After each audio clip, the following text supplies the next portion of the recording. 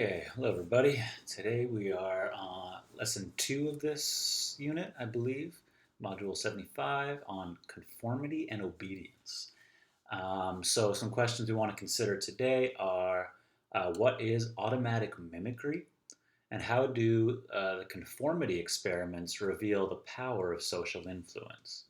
And then we're also going to look at Milgram's obedience experiment, and we're going to ask ourselves, what did it teach us about the power of social influence? Okay, so just a quick overview, right? We're going to look at what conformity is, right? Talk about automatic mimicry, conformity and social norms, and then obedience, right, which is following orders, and the lessons we take that we can take from the obedience studies. All right, so automatic mimicry. So you probably know this. Behavior is contagious, right? You've seen somebody yawn, then all of a sudden you have to yawn. You hear people laugh, all of a sudden you start to laugh. It can work with coughs or stares or checking a cell phone.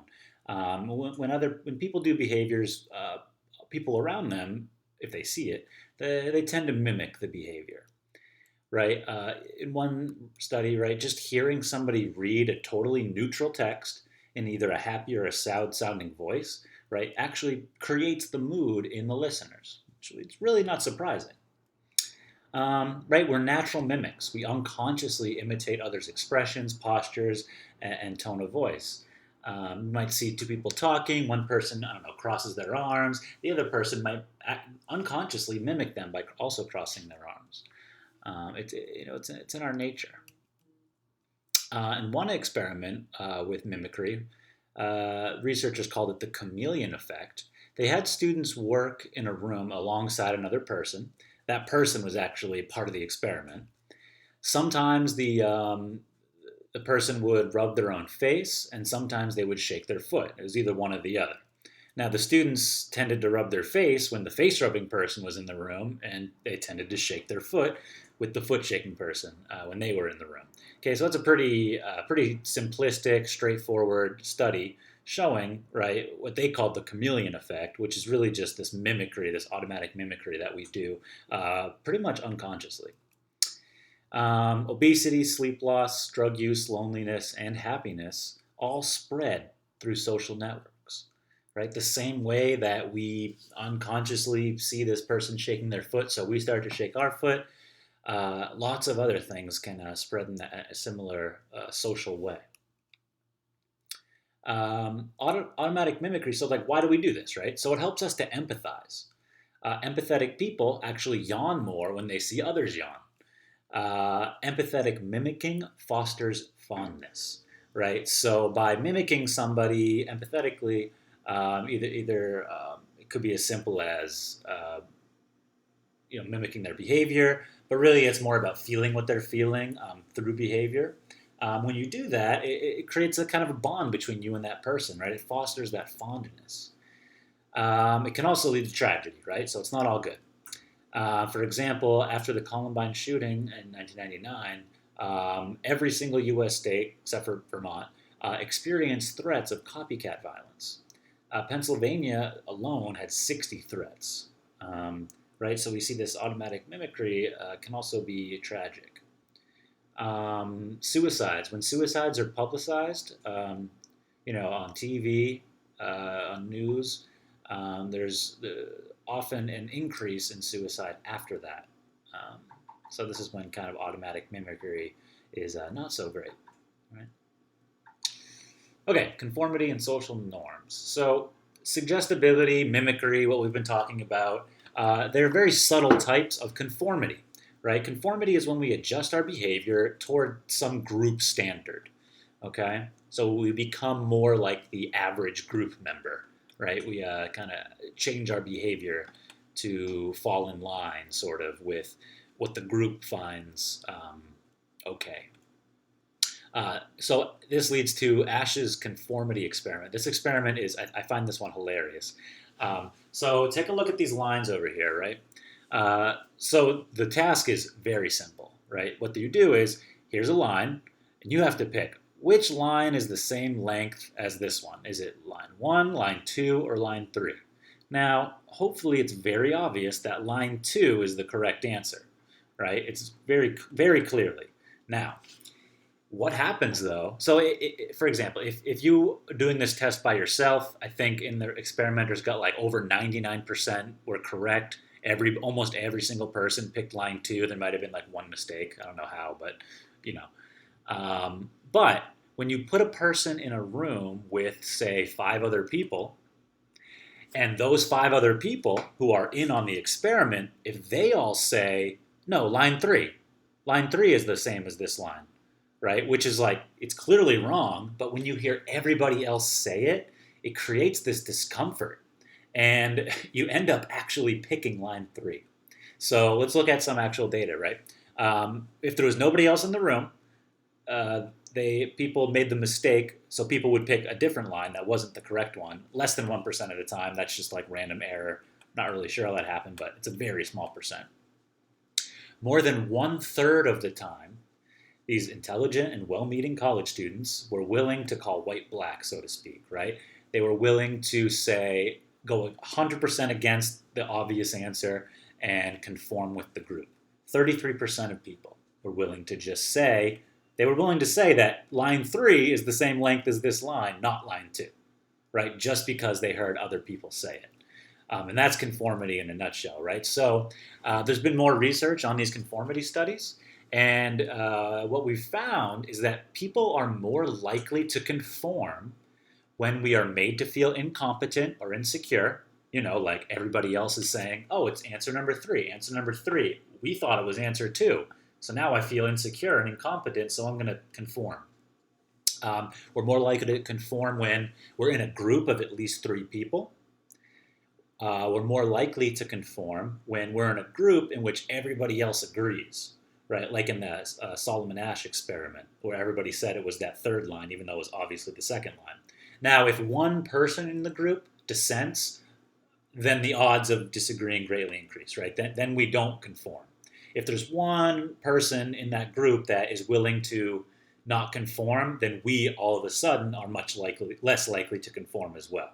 So if we're in a group where everybody agrees, we're most likely to betray what we see in front of us, right? We won't believe our lying eyes, and we are more likely to conform to the group. We're also more likely if we admire the group's status and attractiveness. We're more likely to conform if we haven't made any prior commitment to any response yet. So if we haven't made up our mind yet, we're more likely to make a conforming decision. We're also more likely to conform that if we know that others in the group are kind of watching us. We're more likely to conform if we're from a culture that strongly encourages respect for social standards. So you might see a higher rate of conformity in those collectivist cultures, right, as opposed to individualistic cultures.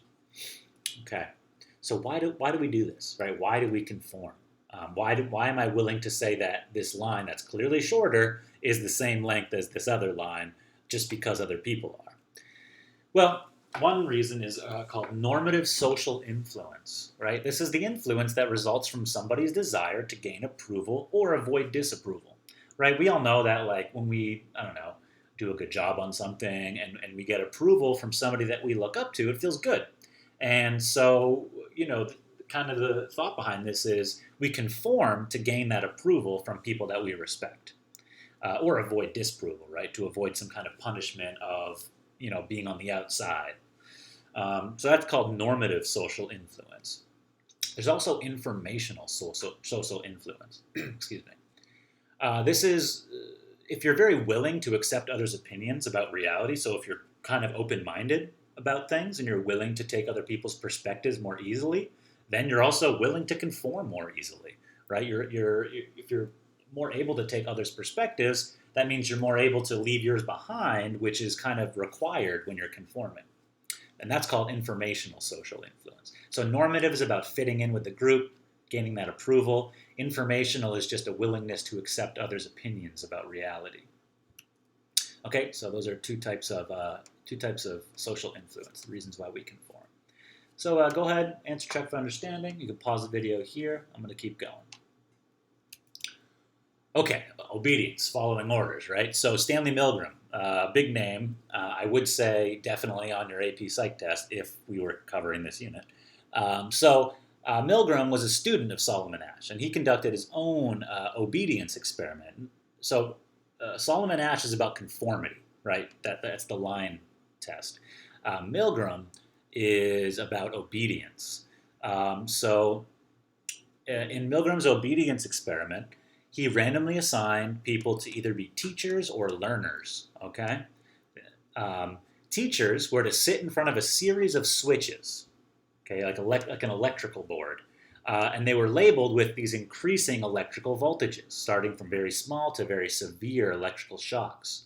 Learners, right, actually not a really just a secret experimenter, were strapped into a chair and in like a different room. Kind of think about it like an interrogation room, right, where it's like a one-way mirror sort of thing.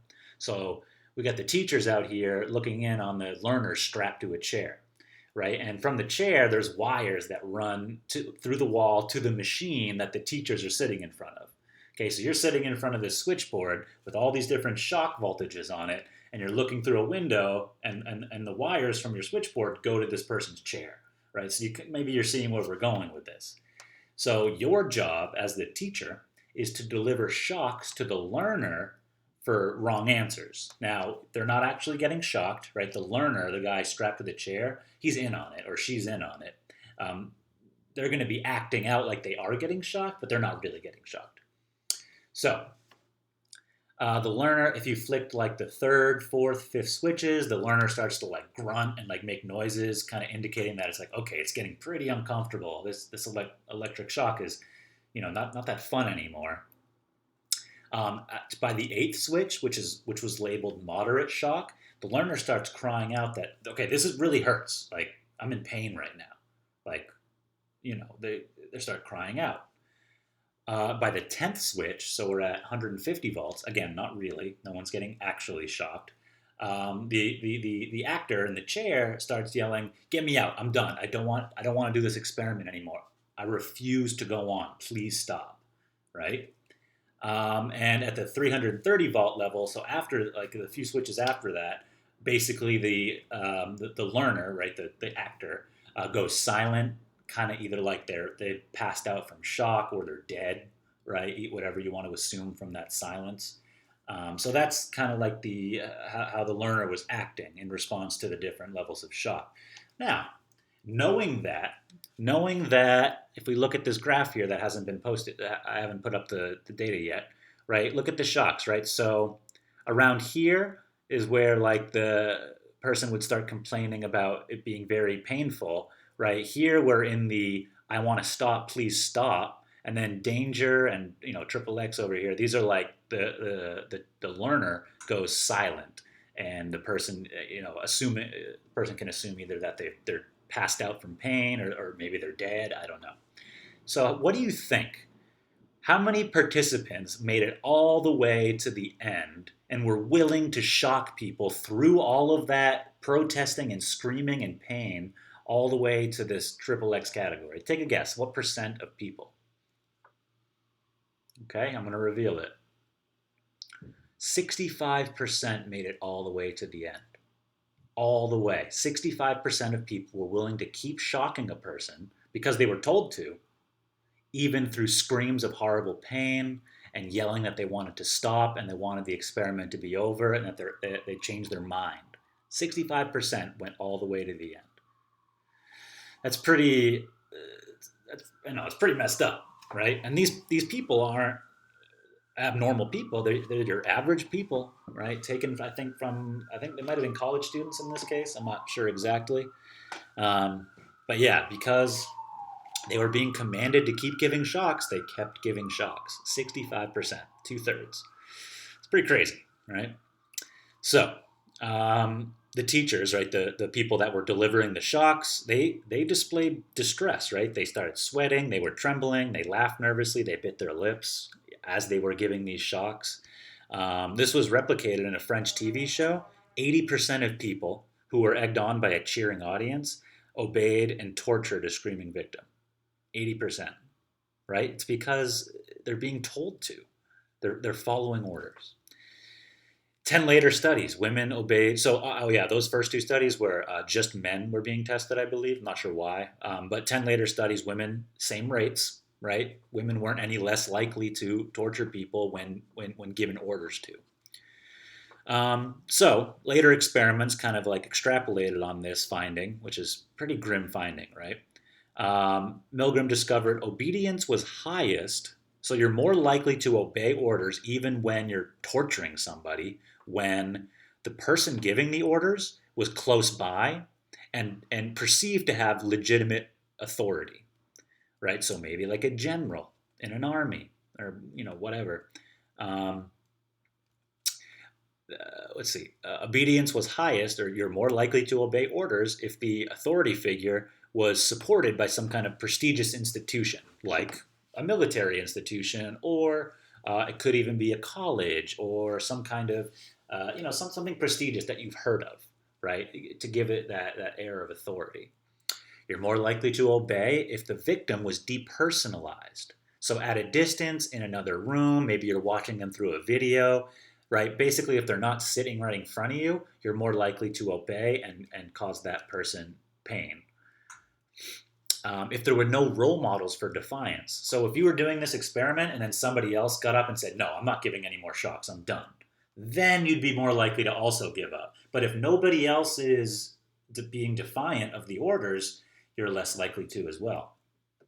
Okay? So under these conditions, we're most likely to obey orders, right? Basically, we have a legitimate authority figure from a prestigious institution close by, and the victim is depersonalized. They're at a distance, and nobody else is breaking the orders, right? Then we are most likely to obey. So if we think about the Holocaust, right, a lot of, during the trials, a lot of Nazis would say, well, it's just following orders, right? So that was a big part of the atrocities that were carried out during the Holocaust. And maybe you can see, 65% people in that experiment were willing to shock a person into unconsciousness. So it shouldn't be that surprising that these soldiers in the army, right, were willing to go to extreme lengths to commit genocide. Okay, but it's not always bad, right? Obedience is not always terrible. Sometimes it can be good. So, in this one example, right, there was a ship. I guess Birkenhead, I guess, is the name of the ship. Well, basically, it was sinking, but they had non-military passengers. And to calm and give priority to the passengers to get off the ship, the soldiers obeyed orders. They lined up on the deck. They kept people calm, and they let passengers get off the ship first, and it ended up saving those people's lives. So in that case, obedience was a good thing, right? So don't think obedience is always has to be negative. It does seem like most of the time it is, right, in these studies we just talked about, but it doesn't have to be. It doesn't have to always be evil. Right. So this would be an exam tip if we were covering this unit on the AP exam this year. But Milgram, Ash, and Zimbardo Zimbardo was from the last module. That was the prison experiment, right? Those are like the three most famous, three of the most famous research projects done in psychology. So they almost always pop up on the AP exam, but not this year. Okay, so what are some lessons we learned from the obedience studies? Well, strong social influences can make people conform to falsehoods or to be very cruel, right? To administer shocks till the person passes out, right? Basically, to torture people. We can think about what Milgram did as a foot in the door effect, right? You start off with a little shock, doesn't seem that bad, then you slowly make your way up. Like if you were told to give the highest level shock right away, I would bet that a lot less people would have gone for that. Right? If we think about it, after that first act of compliance or resistance, but compliance in terms of the Milgram experiment, attitudes begin to follow and justify the behavior. Well, yeah, I shocked them. It's part of the experiment, or I was told to. They got the question wrong, so that's what we did. We had to shock them, right? You start to justify your behavior after you do it. That's that idea that actions can affect attitudes as well, right? Okay. So a takeaway here, a pretty big takeaway from social psychology in general, specifically from the obedience studies, is that in any society, in any person, right, when great evils, when lesser evils happen and we do nothing, that opens the door to greater evils, right? The more we're willing to sit back and let little things that we know are wrong pass and we don't do anything about it, well, the next time, if that evil is just a little bit bigger, we're also probably going to let it pass, right? Until, eventually you get something terrible can happen and you can get extreme evil like the Holocaust. Okay. All right. Right. Cruelty doesn't require like evil villains in their secret laboratories. All it takes is ordinary people to be corrupted by an evil situation. Remember, social psychology is all about looking at the situation. So all it takes to corrupt an ordinary person is an evil situation. You don't need evil villains. Any person can be corrupted. Okay, so a little check for understanding questions. Pause. Make sure you get these. And then a few FRQs. Pretty short lesson today. Lesson's a little dark today, but I think it's incredibly interesting. There's a lot out there on Milgram's obedience experiments as well as Solomon Ash's experiments. I suggest take a look at it. It's very interesting stuff. Okay, that's going to be it for today. Make sure you do the homework, and I will see you tomorrow.